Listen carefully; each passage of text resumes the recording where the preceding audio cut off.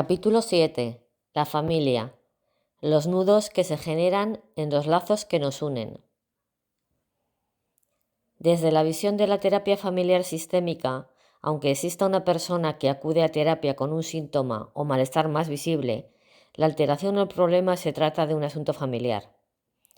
Este enfoque, que para mí constituye una base clave desde la que trabajar con las personas que acuden a mi consulta, comprende el síntoma como una señal de que la dinámica en el sistema relacional en el que nos encontramos trae sufrimiento a alguno de los miembros.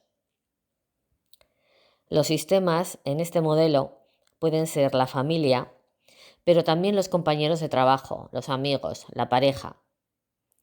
Esta rama de la psicología pone el foco en los roles y los comportamientos de las personas en esos contextos determinados y las dinámicas que se dan en la interacción entre los integrantes del sistema.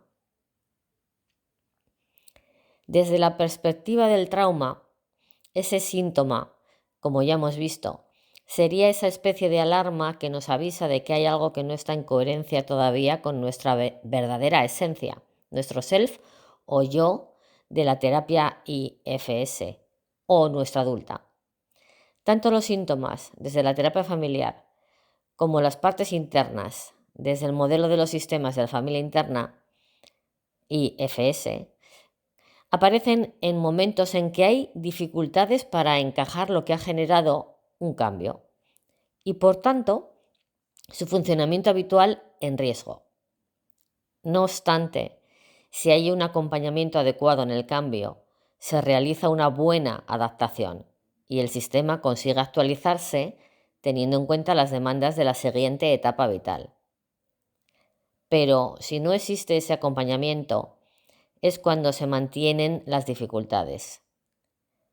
Cada cambio de etapa vital puede suponer una amenaza a la homeostasis entre mantener la dinámica anterior o transformarse y adaptarse.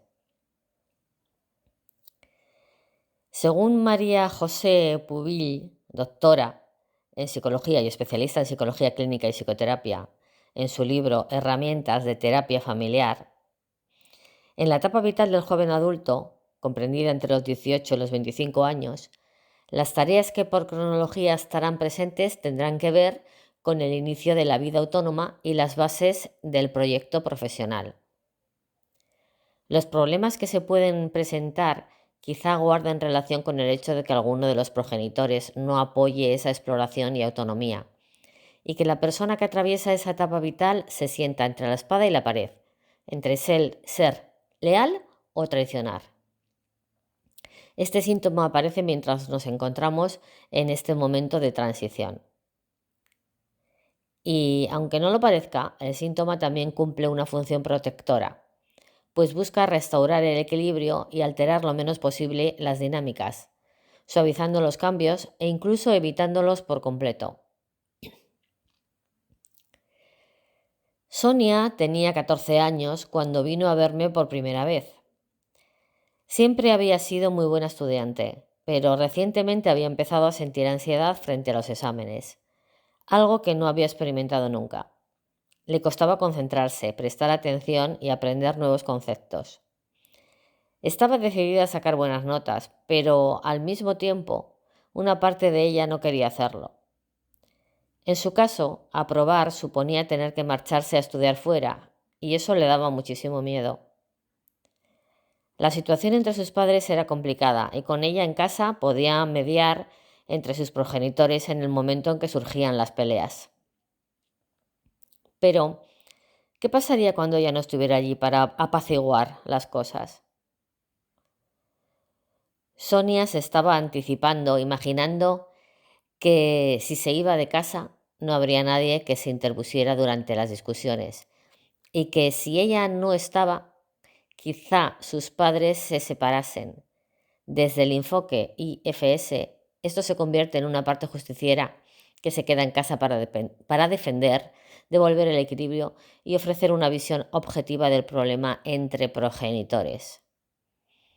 Lo que ocurre es que, al ser una parte en concreto la que se relaciona con su sistema familiar, impide a Sonia tomar decisiones desde su yo adulta. La lealtad familiar. El caso de Rosario, aunque diferente, se parece bastante al de Sonia. Esta joven, también de 14 años, tiene un conflicto consigo misma. En el fondo quiere estudiar y sacar buenas notas, pero de algún modo siente que al hacerlo está traicionando a sus padres, que no tuvieron la oportunidad de estudiar, de llegar lejos en el ámbito académico. Y eso le da cierto reparo, pues considera que estaría pasando por encima de sus progenitores, superándoles en ese aspecto. Muchas veces este sentimiento la paraliza, la detiene en su propósito y hace que no se esfuerce en sus estudios para guardarles fidelidad. La lealtad familiar es como un felpudo de bienvenida en la puerta. Imagina que llegas a casa y en el tuyo pone: mamá te va a querer si la cuidas.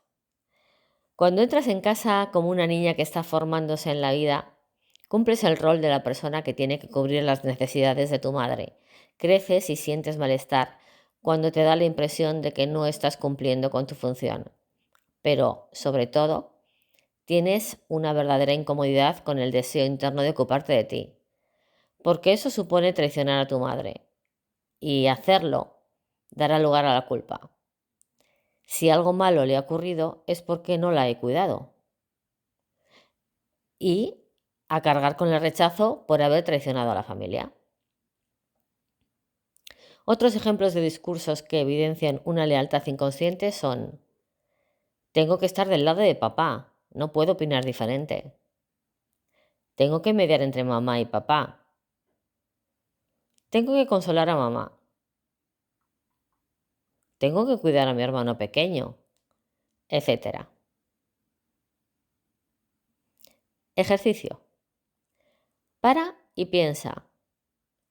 ¿Cuál sería el mensaje que leerías en el felpudo de tu casa familiar? En esta casa se entra así. En esta casa no se puede entrar sí. Acaba, rellena la frase. Estas lealtades familiares inconscientes son patrones de conducta invisibles que a veces nos impiden ser y hacer lo que queremos, porque la infidelidad puede significar, según el estudio de familia al que pertenecemos, la expulsión del clan de una manera simbólica. Con esto me refiero a no recibir el amor y la atención de quienes queremos, tal como nuestra niña imaginó. Por eso, estos conceptos aparecen cuando en terapia acompañamos procesos de crecimiento y de desarrollo que buscan que la persona sea fiel a su propia esencia. Para ser fiel a lo que a nuestra adulta le llena de verdad, Para ser fiel a lo que a nuestra adulta le llena de verdad, es probable que a veces nos suponga tener que hacer lo contrario a lo que esperan de nosotras otros miembros de la familia. Y el proceso de traición tiene que ver con lidiar con la sensación de traición que se despierta al saber que podemos decepcionar a nuestra familia y no es nada sencillo para nuestra niña interior. Tanto para Sonia como para Rosario era importante atravesar un proceso de individuación que les permita seguir su propio camino, aunque eso suponga decepcionar a sus familiares y truncar las expectativas depositadas en ellas. Para algunas personas, establecer límites es una tarea más compleja que para otras y tiene mucho que ver con el funcionamiento que predomina en la familia. Existen diferentes funcionamientos. Están las familias aglutinadas y las desligadas. Ninguna es mejor que otra. Pero saber que hay distintos modelos de familia nos ayuda a entender el contexto y la repercusión que pueden tener algunas situaciones, pues los estilos que describo muchas veces se encuentran en los extremos del espectro. Es importante detenerse en este aspecto, pues algunas veces las heridas de la infancia se ocasionan en la falta, pero también pueden tener su origen en el exceso. Para las familias aglutinadas o fusionadas, los límites son difusos, pues la individuación se vive como una traición. Todos tienen que estar pendientes de todos. Si uno sufre, los demás también lo harán, como si les pasara a ellos. Estas familias se caracterizan por la sobreprotección y la dependencia, aunque como punto positivo, en ellas es más posible sentir el apoyo de quienes nos rodean, pues en el fondo hay un mayor sentimiento de pertenencia, si se siguen las normas. Sin embargo, con el tiempo, quienes las integran tendrán más complicado independizarse y mirar por sus propios intereses. Y a menudo se sentirán atrapados y agobiados en medio de este estilo de familia, en la que no se fomenta el espacio propio. En este caso, es probable que las hijas se sientan tan invadidas que les resulte imposible establecer una diferencia con los demás miembros y que cuando se alejen se sientan en deuda con su familia. Su lema del felpudo de entrada sería: todos vamos a una, o estás con nosotros o contra nosotros. En cambio, para las familias desligadas, es más importante el proceso de individuación, el hecho de distinguirse del resto, que la pertenencia. En cambio, para las familias desligadas es más importante el proceso de individuación que la pertenencia. Invitan a la autonomía temprana y a sus miembros les cuesta responder a las necesidades de los demás. Son aquellas que se llaman una vez al año para felicitarse por las fiestas o por los cumpleaños, familias que no molestan y no quieren ser molestadas. Por lo general, sus integrantes suelen tener carencias en la parte afectiva y emocional, pero también tienen espacio para desarrollarse detalladamente y aparte, pues dan facilidades e invitan a ello. Cuando llegan a la vida adulta, quienes han crecido en este estilo de familia, a menudo sienten que les han permitido ser tan independientes, les han dejado tan a la suya, que se dan cuenta de que se han sentido solos. El lema de su felpudo podría ser: sálvese quien pueda.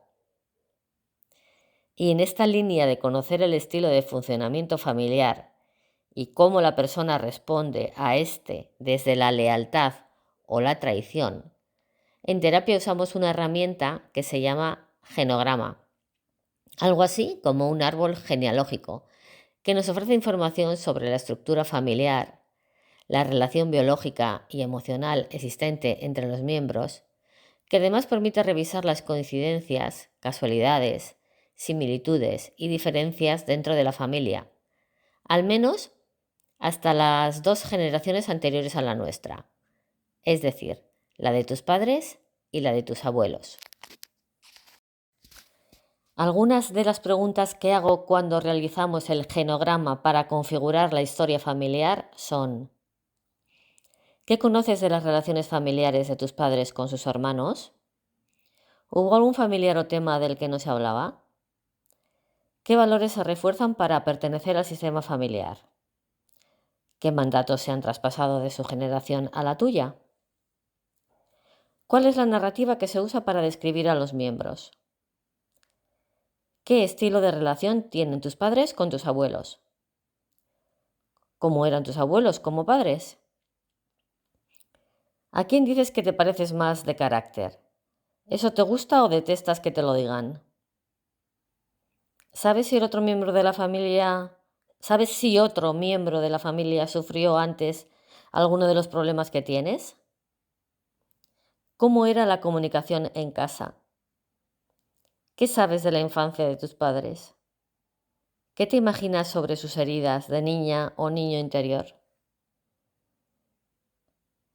Hay información que se transmite a través de los valores, creencias, secretos o normas no escritas del sistema familiar, y eso nos hace tener una perspectiva de quiénes somos en función del ambiente en el que hemos nacido, incluso antes de nacer. Además, hay ciertas preguntas que realizamos en psicoterapia que nos revelan gran información sobre nuestra llegada al mundo y al sistema familiar. ¿Fuiste un bebé deseado? ¿Qué edad tenían tus padres cuando te tuvieron? ¿Cómo fue el embarazo y el parto? ¿Hubo dificultades para concebirte? ¿Tu madre tuvo algún aborto antes de ti? ¿Hubo algún fallecimiento antes de tu llegada? ¿Eres la primera hija? ¿Tienes hermanos? En caso de que no, ¿por qué no tuvieron más hijos? Y en caso de que sí, ¿te llevas muchos años con ellos? ¿Qué lugar ocupas? dentro de los hermanos. Todas estas cuestiones son importantes para conocer cuán preparado estaba el entorno para recibirnos y si pudieron hacerlo desde la acogida y la alegría o si por diferentes razones eso no fue posible. Estas son sensaciones en el cuerpo que nuestra familia nos tiene que ayudar a completar con la información más sincera y honesta posible.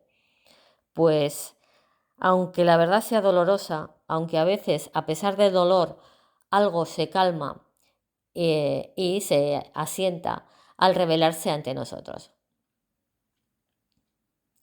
Para ello siempre digo que es mejor poner la verdad encima de la mesa que debajo de la alfombra. Conozco muchas familias en las que los conflictos no se resuelven. Las discusiones y los enfrentamientos se convierten en momentos de gran tensión y estallido, y al día siguiente hacen como si nada hubiera pasado. También otras que, por desgracia, protegen al abusador y se le pide a la víctima que se comporte y no nos eche a perder la comida.